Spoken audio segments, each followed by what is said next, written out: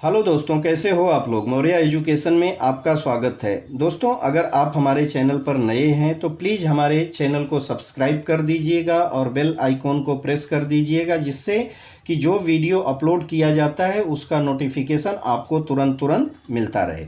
तो चलिए दोस्तों, अब हम स्टार्ट करते हैं। आज मैथ का बहुत इंपॉर्टेंट चैप्टर चल रहा है, जो कि 7th स्टैंडर्ड का chapter number 12 perimeter and area है। इसका प्रैक्टिस सेट नंबर 44 का वीडियो हमने ऑलरेडी बनाकर अपलोड कर दिया है। अगर जो स्टूडेंट्स, जो हमारे प्यारे भाई नहीं देखे हैं, इस वीडियो को जाकर हमारे प्लेलिस्ट में देख सकते हैं। वहां पर आपको जाना है, पहले हमारे चैनल पर जाइए। चैनल से आप डायरेक्ट तीसरे वाली जो पॉइंट है, जिसको हम प्लेलिस्ट बोलते हैं, पहला होम रहता है, दूसरा वीडियो का रहता है। वीडियो में बहुत सारे वीडियो हैं, उसमें आपको ढूंढने में प्रॉब्लम होता है, तो आप प्लेलिस्ट में जाइए।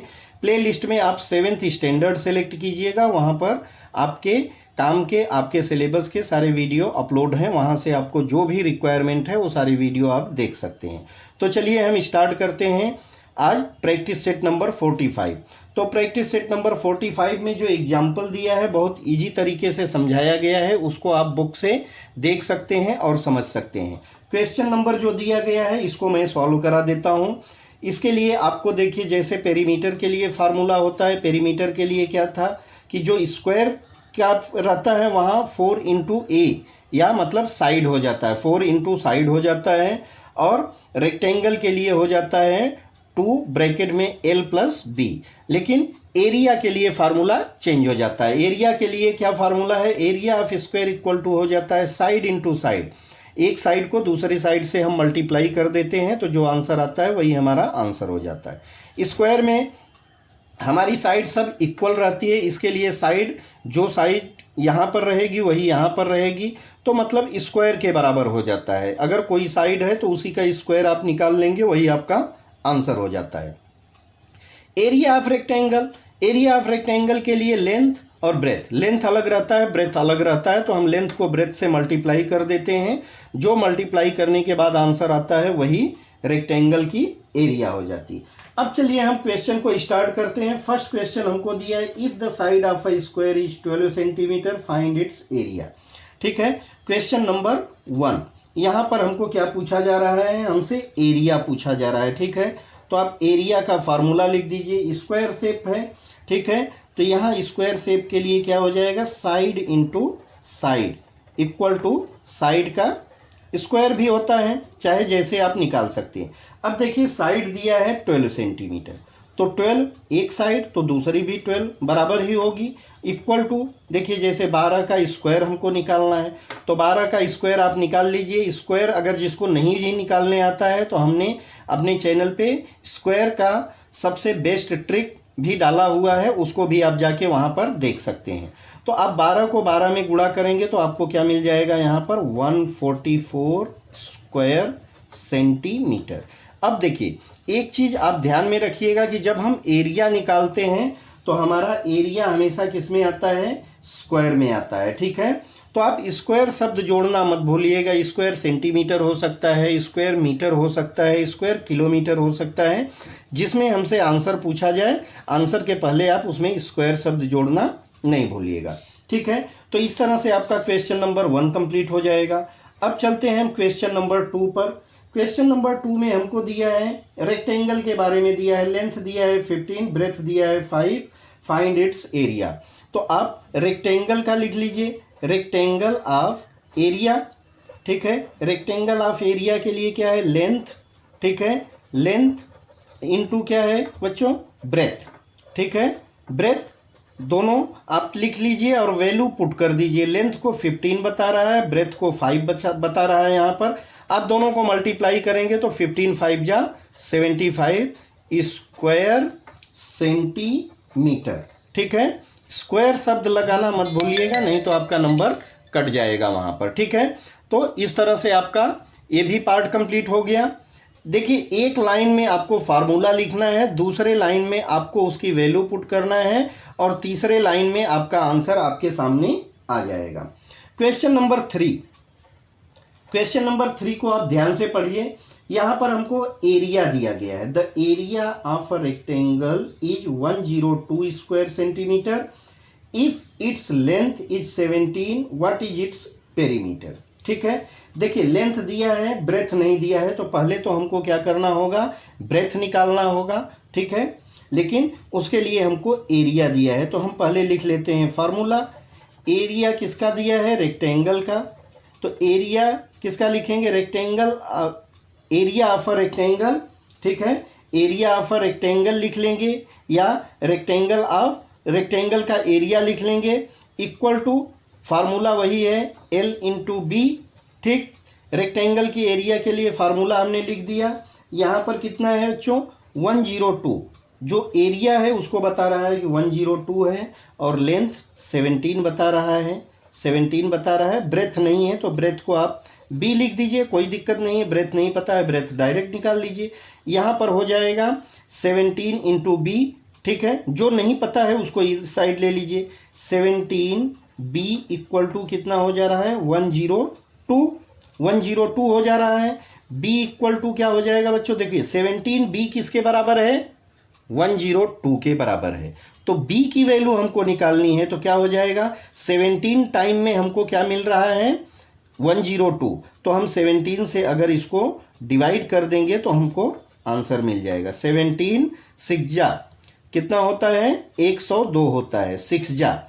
तो b इक्वल टू हमको क्या आ गया यहाँ पर, 6 सेंटीमीटर आ गया।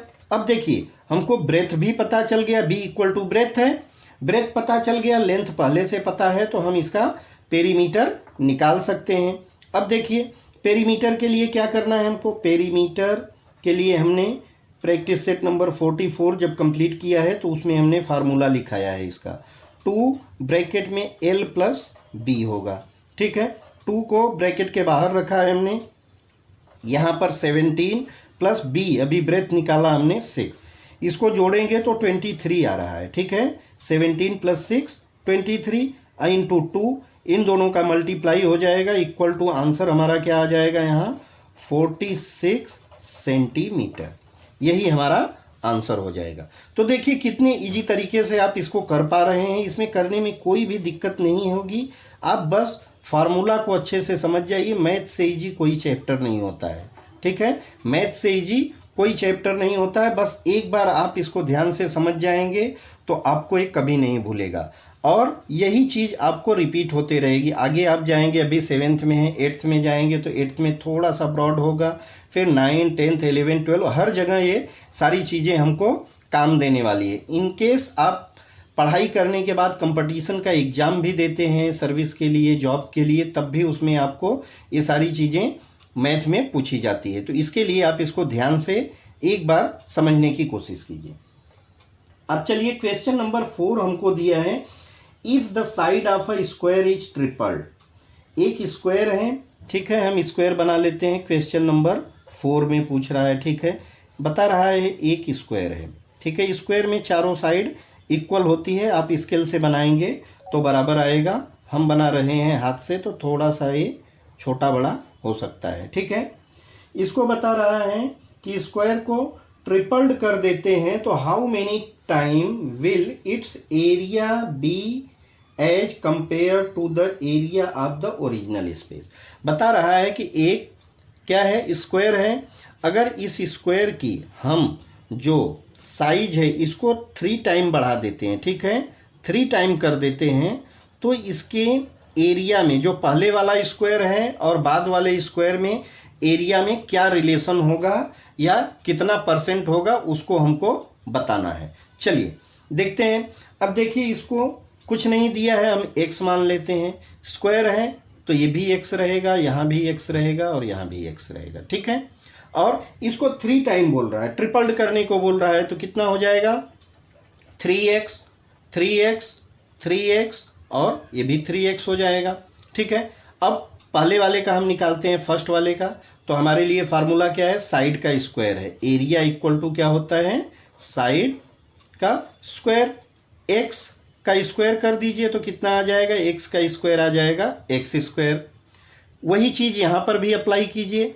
ठीक है, a इक्वल टू साइड का स्क्वायर हो जाएगा, साइड हमारा कितना है 3x का स्क्वायर, तो कितना हो जाएगा 3x इंटू 3x, 3 3 जा 9x² हो जाएगा। ठीक है, अब देखिए x² और यहाँ 9x² में रिलेशन क्या हो रहा है, इस अगर ये 1 टाइम है तो ये कितना है, 9 टाइम हो रहा है। ठीक है, तो 1:9 का यहाँ पे आ रहा है। ठीक है, अगर ये मान लीजिए 1 है तो ये कितना है, 9 हो जा रहा है। तो इसको अगर मान लीजिए 10 रहता तो ये कितना टाइम बढ़ जाता, 3 टाइम बढ़ाते तो उसका 9 टाइम बढ़ जाता। ठीक है, अब देखिए 1:9 ये हमारा क्या आ गया, आंसर आ गया। अगर हमने 3 टाइम बढ़ाया तो एरिया कितनी टाइम बढ़ गई, 9 टाइम बढ़ गई, 9 टाइम बढ़ गई। तो यहाँ पर हमको रिलेशन क्या निकल के आ रहा है बच्चों, यहाँ पर रिलेशन हमको ये पता चल रहा है कि जो एरिया है अगर हम उसके साइड को जितने टाइम बढ़ाते हैं एरिया उसका स्क्वायर टाइम में बढ़ जाता है, एरिया उसके स्क्वायर टाइम में बढ़ जाता है। मतलब इसको हमने 3 टाइम बढ़ाया तो 3 का स्क्वायर कितना होता है, 9। अगर हम इसको 4 टाइम बढ़ाते तो 4 का स्क्वायर कितना होता है, 16। तो एरिया कितने टाइम बढ़ जाता, 16 टाइम बढ़ जाता। अगर हम 5 टाइम बढ़ाते तो 5 का स्क्वायर कितना होता है, 25। तो एरिया हमारा 25 टाइम बढ़ जाता है। 10 टाइम मान लीजिए बढ़ाया हमने तो 10 का स्क्वायर कितना होता है बच्चों, 100 होता है। तो हमारा एरिया कितने टाइम बढ़ जाता, 100 टाइम बढ़ जाता। तो ये आप ध्यान में रखिएगा। पेरीमीटर वाले पार्ट में हमने समझाया है कि पेरीमीटर को डबल, ट्रिपल या 4 टाइम करते हैं तो उसका जो पेरीमीटर रहता है उस पर क्या असर पड़ता है। और यहाँ पर हमने समझाया है कि जो अगर एरिया को हम उसके साइड को डबल या ट्रिपल करते हैं तो उसके एरिया पे क्या फ़र्क पड़ता है, यहाँ पर हमने उसको समझा दिया है। तो इस तरह से आपका ये चैप्टर जो प्रैक्टिस सेट नंबर 45 था वो भी पूरी तरह से कंप्लीट हो गया। नेक्स्ट वीडियो में हम area of a right angle के बारे में बात करेंगे और समझेंगे। तब तक आप इस वीडियो को अच्छे से प्ले करके देखिए और समझने की कोशिश कीजिए।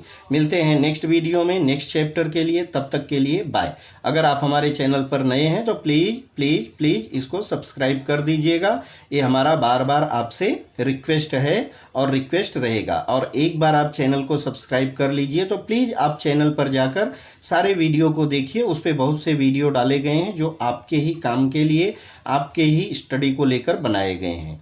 तो मिलते हैं नेक्स्ट वीडियो में, तब तक के लिए बाय।